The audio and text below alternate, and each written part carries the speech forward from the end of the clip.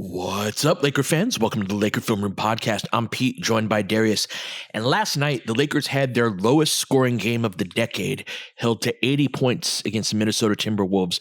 You have to go back to 2017 to find a Laker game where the team was held to 80 points or fewer, and blowout loss. And within the context of that, LeBron's struggles continue. Has missed 24 consecutive threes, I think he's got 52 turnovers over the last 10 games, many of which are of the very bizarre variety. And so the old saying about Father Time being undefeated, LeBron has taken him more rounds than anyone ever has. But I feel like Father Time is winning a 10-8 round at the moment against him. And so who LeBron is to say that's foundational in the idea and theory of how the Lakers can win is an understatement. And so I wanted to talk with you, D, about this stretch and just your level of concern and just what are you seeing in general from Bron? So it's timely that you bring this up. It's funny. I've pushed back my Silver Screen and Roll column this week because the Lakers had so many games in a row. And I wanted to write on LeBron, and I wanted to write on his turnovers specifically. Then the Utah game happened. LeBron played pretty well overall. He didn't shoot the ball from three very well. 0 for 9, I think, against the Jazz. But he was great on 2-point shots. Assists were up, turnovers were down. I think it was his lowest turnover game in 6, 7, 8, 9 contests. It had been a lot. And so I was very interested to see how this Minnesota game played out. And it was right back to offensive struggles.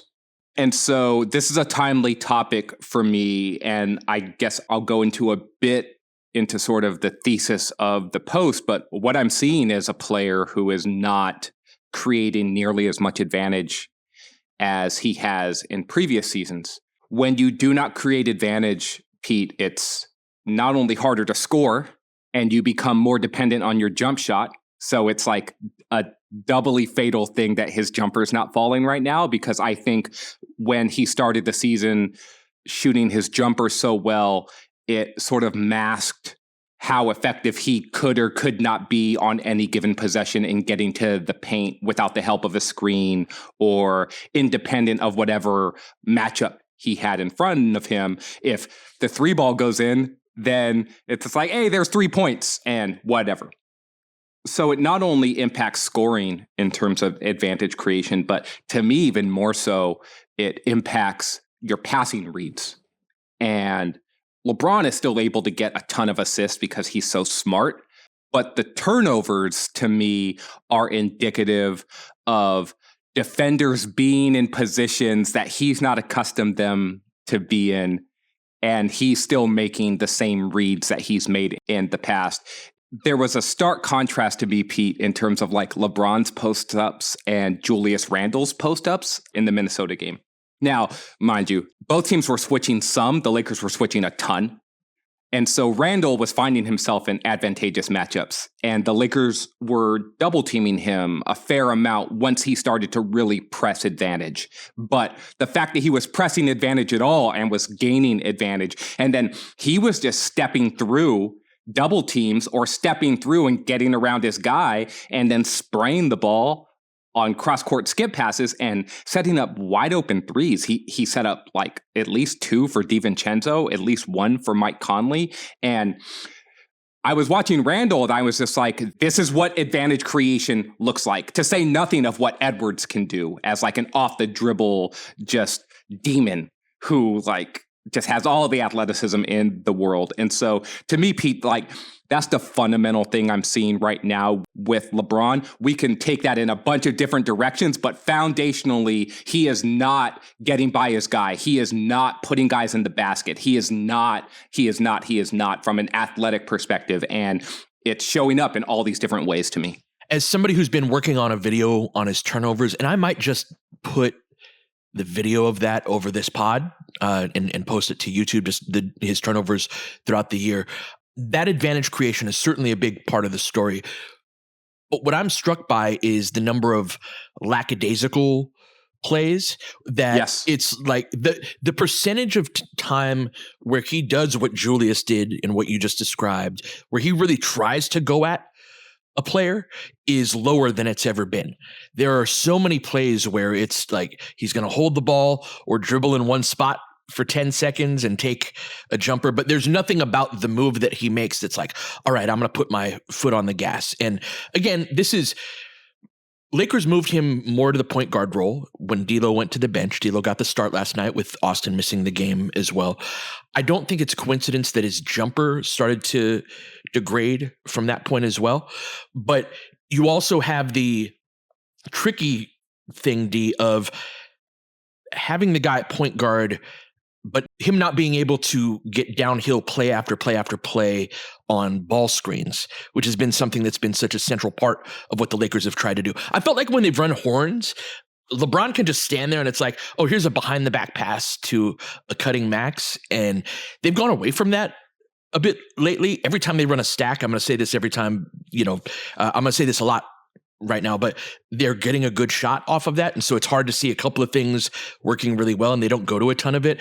Redick, it was so funny to hear the post-game comments, and I feel like a lot of people are sort of dancing around or avoiding the, hey, LeBron has stunk out loud type of way of framing things. But it is hard. It's hard to score when you're in that type of position. But yeah, to me, it's like way more about LeBron choosing to lock in than anything else. Like there is certainly a degradation in his athleticism. I'm just pointing out like a lot of these plays are like, what the hell was that?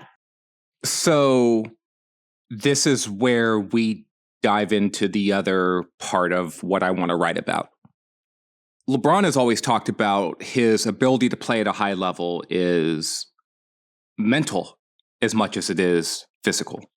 And that locking in idea, to me, is a mental fatigue, and it's like a mental wear as much as it is anything else. Now, again, a generous reading towards LeBron would be like, well, maybe he wants help. And maybe he wants a different roster, or maybe he wants. And his sort of lack of engagement is related to something else that we don't have all the information on. Him looking washed is not the route to roster change, right? Like that's the route toward confirming why would we want to trade a first round pick or 2 first round picks just so we could lose in the second round?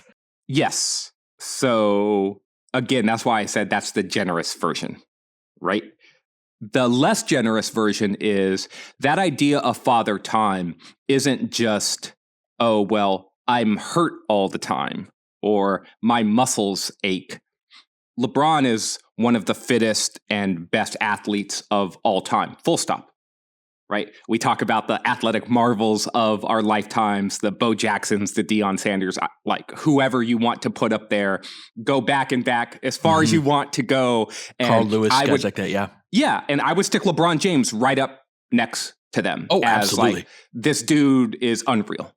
But mentally, I think there's the middle part of the Venn diagram that I've always talked about with great players, Pete, that great players are both physically dominant. So from just an athletic perspective, they have skill dominance. So they are like typically the most skilled players as well. Like we always talk about like how Shaq was more skilled than what he's given credit for, how Kobe was, Jordan, LeBron, Kareem, all of them insanely skilled players. And then there is that mental ability to be like, no. While your mental stamina dips, mine does not. And the stuff I'm seeing from LeBron from that standpoint that you brought up is a desire to take, and again, this is psychoanalyst, but it's a seeking out of shortcuts in order to get something accomplished that you used to be able to do so much easier than before. And when you used to run 10 miles a day, it's just like, you remember that famous story way back in the day where that woman won like a marathon, but she hopped in a cab halfway through? Uh-huh. I can't remember her name right now, but it was very famous. It was like the New York Marathon. Yeah. Yes.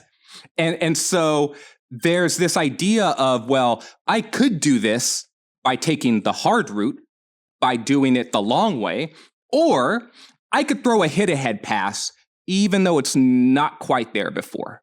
Or I could throw this bounce pass to Anthony Davis when he's not quite open yet. The passes that I've seen, so I watched every single turnover that he committed this season the other day in preparation for this piece that I'm going to write. And the number of times he threw the ball into a closed window, the number of times he threw the ball seemingly right to a defender, it's both the combination, Pete, of like, oh, I'm used to the defense reacting a certain way to me because I have advantage. And so this is the read that I've made a billion times in my life. So this is the pass that should be open. And it's, you know what would be easier right now if I just pass this ball to this guy, because that's the design, quote unquote, of the play. And if it's not there, the cycling through of a possession is the extra that you have to do. And to me, that's a symptom of mental fatigue as much as it is physically, I'm not able to do the same things I used to do anymore. So let's take a break here, Pete. And when we come back, I'd love to hear your thoughts on a combination of those two things sort of coming together.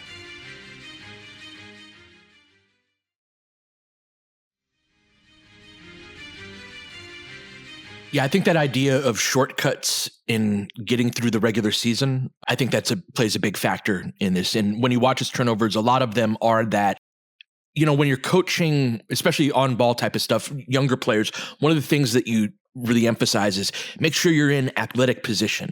And the default for a person to be standing in one spot is to be standing upright.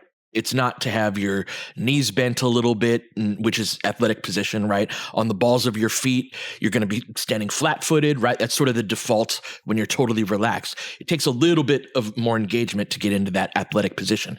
There are a ton of LeBron turnovers where he's standing upright. It's a casual jog, and it's that like level of shortcut, like you said. And you add enough of those up within a play, along with sort of the physical decline, passes get tipped. And yeah, haven't generated as much of an advantage in that.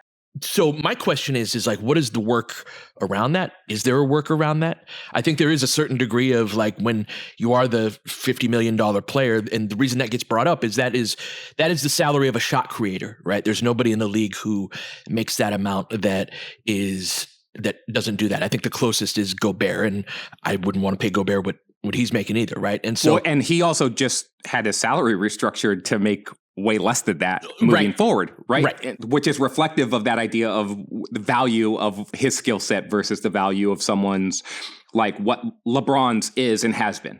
So what can the Lakers do within this deal? So to me, it's tricky because the pursuit of burying LeBron James has been something where many have tried and no one has quite been able to accomplish this task. What's that great tweet? He's about to turn 30 soon. This fuckery won't last too much longer, right? Yes, a Warriors fan tweeted that and continues to stand tall on that idea of like, well, how many titles has he won and things like that. It is what it is. He's 40. There's got to be a certain amount of acknowledgement that he's not going to be able to do all of the things that he was able to do before. What's hard for me to square is that I think we all understood that this roster wasn't quite at the place it needed to be for the Lakers to make a deep run. And that LeBron was going to need to do his part in order to keep the team at a certain level that inspired the people around him, the decision makers, to make the requisite moves that would push the roster from point B to point A and get them over the hump. LeBron has mostly been below that level this season, while also having some spectacular highs and also some consistent, like, oh, you're clearing that bar fairly easily, like he did with like those consecutive triple doubles. And we watched the game in person against the Kings where he just went supernova. Even the game against the Jazz was one where it's just like the Jazz are not the best team, but he did a fair amount to help the Lakers win that game. So I know it's in there. The tricky part is, though, with this many players in and out of the lineup, D'Lo played against the Timberwolves after not playing the night before. Austin's missed a couple of straight games. Cam was back but missed a game before. The Lakers are still without 2 rotation level, including 1 key rotation player in Vando, and they've missed him all season. The ask on LeBron is not going to get any lower, and there's not a guard or wing or shot creator in the wings who is just going to take over this burden for him. So I don't know if there's an internal solution to this problem. Pete, where are you at with the, like, where's the fix if there is such a thing? I think someone needs to be able to talk to LeBron, right? There's something that stands out to me just in the entire ecosystem, whether it's the Lakers organization or the media around the Lakers, where there's a walk on eggshells type of thing. I was, even in last night's game, like LeBron's been flat out bad on several nights, and nobody really asks him like, hey, you're not playing that well. Or if they do, it's a very long-winded dance around type of question where, like, somebody needs to be able to go to LeBron and be like, hey, we need you mentally to engage. You know, like, this is one of the reasons we won the title in 2020 is LeBron had teammates who held him accountable. LeBron had coaches who held him accountable. There was an environment of, like, Anthony Davis coming in and be like, yo, we need you to play defense. Avery Bradley being a guy that was a leader on that front. Rondo being a guy that's like, I don't give a crap. I'll say that you missed a rotation in a film session. And so they're like, we need LeBron to be better, just to put it in a sentence. And it's not like one of those, it's not a finger wagging type of thing or anything. Like, everybody, and if anyone's deserved the benefit of the doubt and the right to have a slump or something like that, it's LeBron James.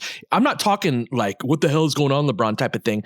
It's just a matter of, like, you have to be able to talk to each other as a team and be honest and be like, Bron, we need you. That turnover right there, that was crap.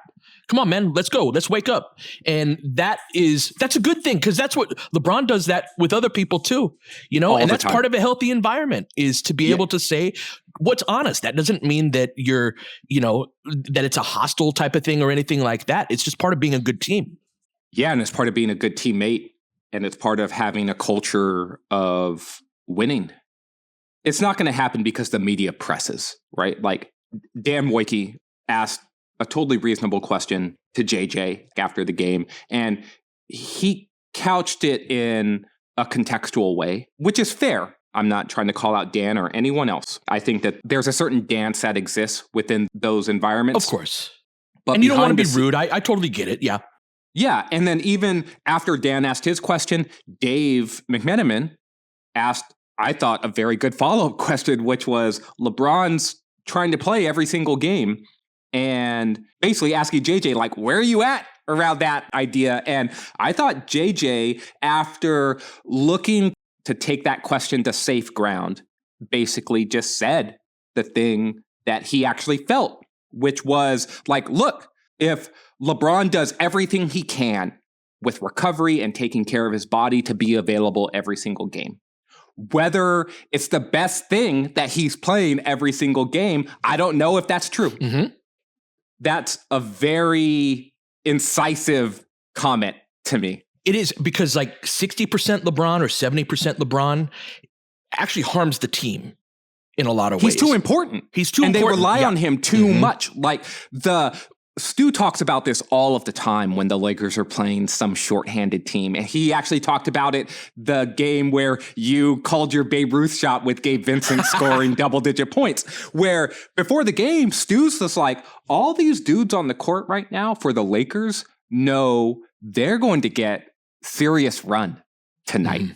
Right? And Gabe especially is a guy who knows his opportunity is going up. So there should be a comfort level with that player. And so when LeBron sits out, this isn't the same as when AD sits out. We're at a different stage. And we saw this last season. It was really the first year where the difference was stark to me. Where before last season, if LeBron missed a game, the Lakers were basically toast. Yep. And the same was true of AD, but to a certain degree, those years where AD was missing like 10, 15 games because of whatever injury was there, LeBron did a great job of like keeping the team just absolutely. We afloat played like and 600 basketball when in those circumstances. Yep. And he put his foot down, and that might have cost him later in the season during those years, but he had that in him. LeBron's one of the losers in plus minus on the Lakers this season. The Lakers are not winning the minutes that he's on the court, particularly the minutes where he's not on the court, like when Anthony Davis rests and LeBron has to carry bench units. Well, the minutes with both of them are bad too, right? They're like a minus 11 net rating, and that's a whole nother topic too. It's like if they can't play together, yeah. It's rough. So that idea of giving LeBron more time off is one that we haven't really talked about in about a season and a half because LeBron has been so dedicated to playing, and he almost really shut that conversation down very early in seasons by it's like the first back-to-back comes like the fourth game into the season. LeBron inevitably gets asked about what his plans are around playing back-to-backs, and he basically says, I plan to play every game. He's done that the last 2 seasons, and it's sort of like set the narrative a certain way. The fact that JJ was asked that question now on a night that LeBron was 4 for whatever and missed all his jump shots again and had another like 5+ turnover game, it's fair to basically say like, look, second night of a back-to-back, he's going to be 40 in 3 weeks. Like, what's the deal? And I think there's an element of this of the car is out of gas at this moment. There is a break coming up where the Lakers will have, I think, 2 games in 10 days with the, you know how there's that blocked off schedule for the NBA Cup? For the in-season tournament. And Lakers did not qualify. We haven't even talked about the tournament. Lakers did not qualify for it. And so I think that will be helpful. Again, we talked about this a little bit last week about the daunting schedule that the Lakers have coming up. They had 1 game at home against OKC, but when you have 1 game in LA, it's sort of like a road game, right? And so just from watching LeBron, when you miss 24 straight threes, especially how well he's shot there's so much about his game right now that it's like, man, he needs just a break that hopefully that stretch can come up on that. But I do think that it's a matter of the Lakers should start figuring that into the calculus of when to strategically sit LeBron or not. Let's take a break here. And I want to talk a little bit about the LeBron and AD set.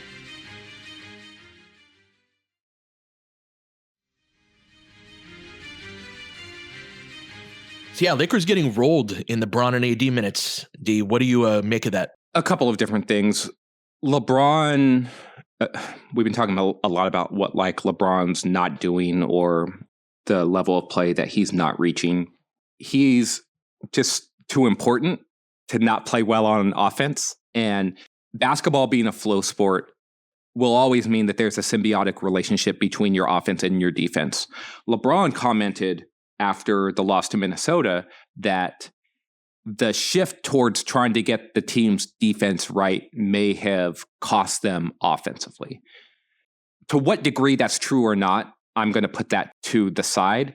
I do think, though, that the Lakers are not going to be a top 10 level defense right now with this group of players. I think they have too many holes and they have too many weaknesses on that side of the ball. I also think that they switch too much into disadvantaged possessions to ever truly be a like, we're going to like get a bunch of stops because it requires too much help. And then they have to rotate too much and it's bad. But their offense struggling to the degree it is leads to a lot of opportunities for the other team to try to get early offense, both out of turnovers and just off of rebounds. And the Lakers are a bad transition defense team. It hasn't changed.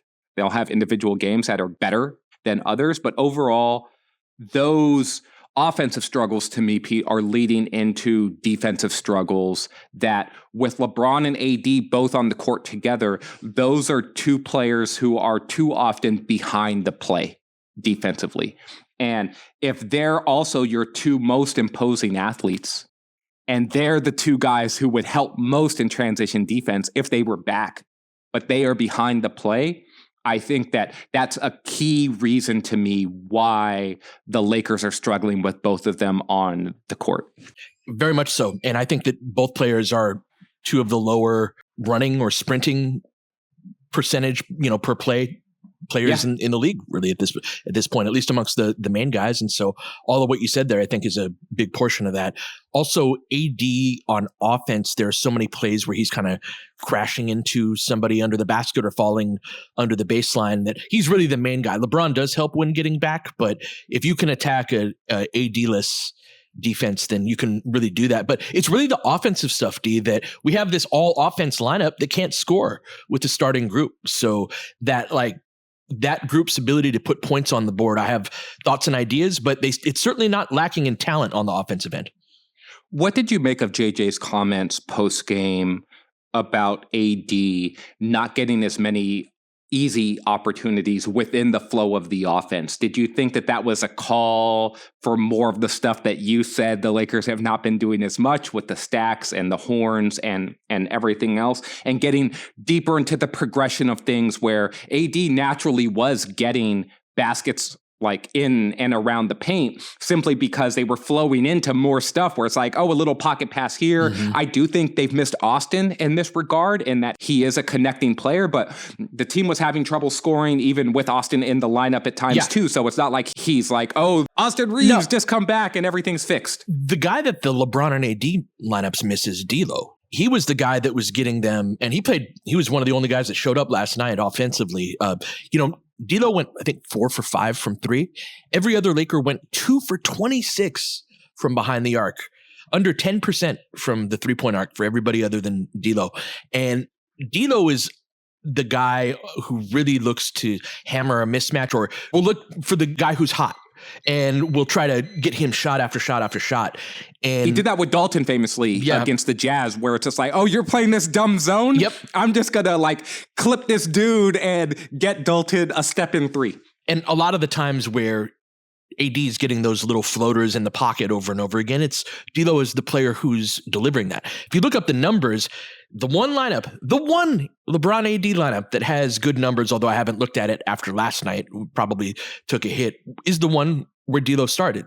And so getting AD the ball and prioritizing that's been part of this stretch with LeBron as well, has been he's been fairly high volume while being disengaged, right? And so I do think that as they've shifted the ball into LeBron's hands more, AD's gotten fewer touches. And so, kind of where they go from there, I'm curious, but I agree with Redick. What did you make out of those comments about getting AD the ball? The same as you. I do think that they miss D'Lo a fair amount. It's funny. I'm guilty of this. I've tried to trade D'Lo about 100 different times. On the trade machine, I don't know how many screenshots I've sent you about what do you think of this move, and it involves D'Lo. The flip side of that coin is that I've also always argued that if you're going to trade D'Lo, you need to replace his skill set in some way, shape, or form, and that his combination of shooting, passing, and sort of just general basketball IQ as a guard and ball handler is just very important for this specific Lakers team. And there's a reason why he's been near or at the top of the Lakers in plus minus since they traded for him. Mm-hmm.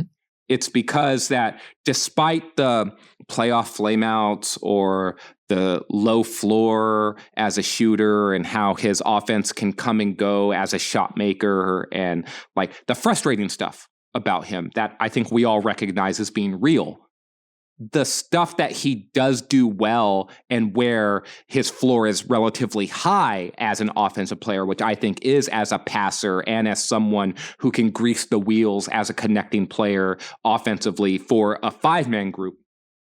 Those things do lift everyone else up around him, and it leads to you outscoring the other team when he's on the court, which is how you decide who wins and loses basketball games. And one of the practical ways out, I think, for the offense is a increased degree of trying to outsmart the opponent. And that's where D'Lo can really help, is if you have an on-ball guy who's declining a bit in his ability to create advantage one-on-one, one of the ways that you can work around that is just add an extra player, an extra step, right? Meaning that a lot of the three-man actions that the Lakers are running are working very well, where it's not so much dependent on the individual talent of one player, but it's the ball pings around a little bit, whether it's 2 or 3 passes before you get that the final bucket out of that. And LeBron and D'Lo will combine. There was one, it was in transition, but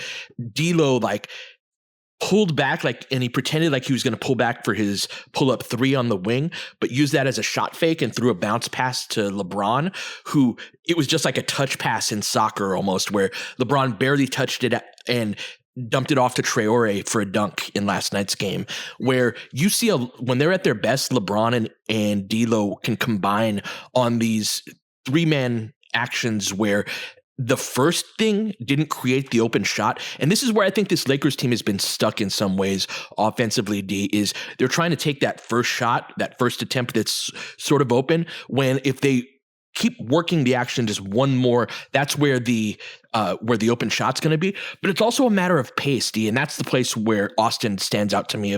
We are so slow. You're not going to get an open shot. I'm not talking transition defense, D. I'm talking half court. You're running through your sets, but you're not running, right? You're not making any quick, furtive movements to get open. Of course the offense is going to stall out. You don't even get into your main attack until there's 8 seconds left on the shot clock. I think that this is one of the challenges, too, of LeBron being the point guard, is that he walks the ball up a fair amount.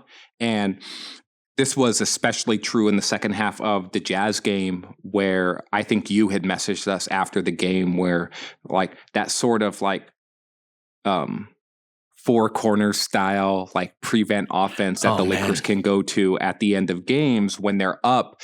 And LeBron is sort of the orchestrator of that isn't very successful, I don't think. And LeBron is such a great transition player, but when he understands it's going to be a half-court possession, there's many times where it's he's crossing half court with 18 seconds on the shot clock, 17 seconds on the shot clock. And that means that you're not able to get into a lot of your actions. That's actually a question I would love to hear asked of JJ, is not even framing it within the context of LeBron, but hey, you've said you want more ball and player movement in order to help your offense.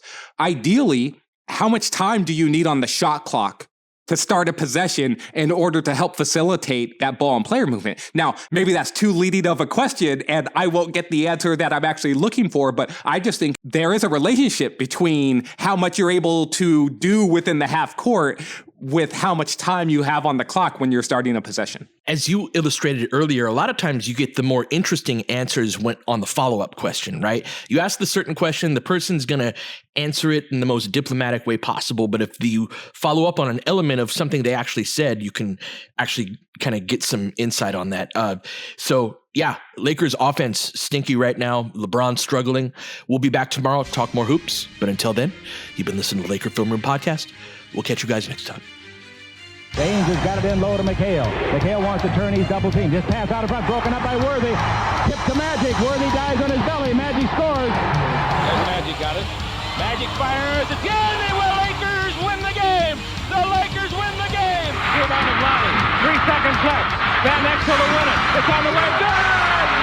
Kobe Bryant, 48 points, 16 rebounds. Shot with his 8th block shot that ties an NBA Finals record. A lot of Laker fans sticking around for this. You're seeing something that's very rare indeed. A Laker to get MVP chance in Boston. Of all places. Are you kidding me? Kobe, hard to believe. Are you kidding me? Unreal. Are you kidding me? Lakers looking to push. Bryant spinning in the lane. Back for Gasol. Pretty pass. And it's back to a 3-point game. Kobe Bryant picked up by Bell. There's the move. 2, 1. Listen. Unbelievable. For the victory. It's over. Shot clock now to 5. Bryant. Yes. And that was a little tap to Albert Gentry. Add insult to injury, Kobe. I mean, what a shot. I mean, you can't defend that. Are you kidding me? 2.1 seconds remaining. Denver a foul to give. Jokic trying to disrupt Rondo. He puts it in. Here's Davis, 4-3 in the win. Oh, it's good! Anthony Davis has won it for the Lakers! James again. Oh, he hits another one. LeBron James putting together a closing quarter against the Nuggets. This historic 2020 NBA championship belongs to the Los Angeles Lakers. The Lakers conquer the bubble, and banner number 17 will soon hang in the rafters.